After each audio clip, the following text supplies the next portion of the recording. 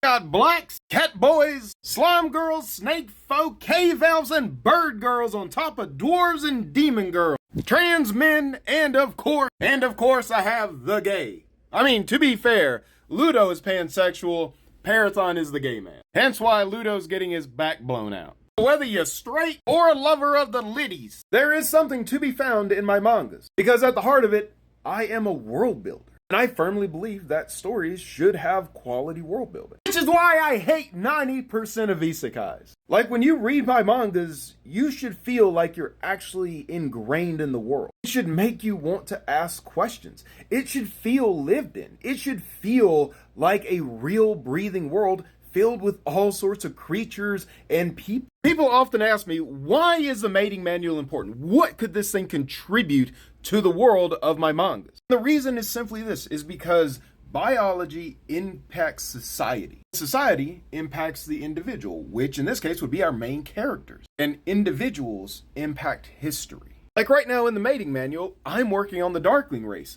And you know who else was a Darkling?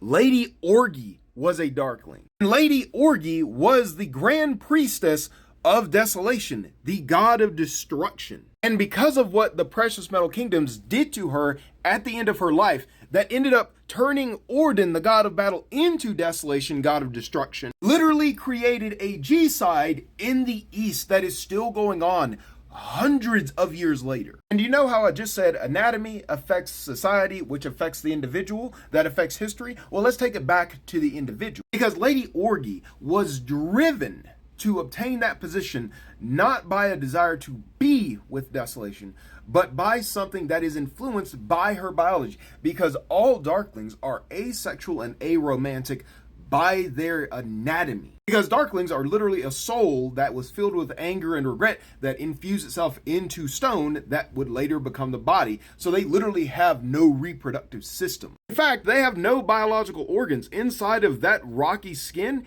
is just light. I mean, to be fair, in the mating manual, it's actually called Solari. Because of these anatomy features, they are incredibly isolationist creatures. And they have no desire to have personal connections unless it is driven, instead of by sexuality and attraction, by curiosity. At the beginning of everything, Lady Orgy's drive to find out more about the gods ended up pushing her to becoming in a position where she would become a grand priestess and have influence over the god of battle that would later become the god of destruction. So I say all that to say that I do my best to represent every demographic of people based on what would make sense in this world. And while I do make an effort to represent most people, I do not go and try to tell their stories unless I am part of that specific community. So if you want to go on a dark fantasy journey, that's basically if All Might was getting backshotted by Guts, check out the Night of Slaughter. And Devil's Deal is basically if Dracula from Castlevania had a baby with Freeran.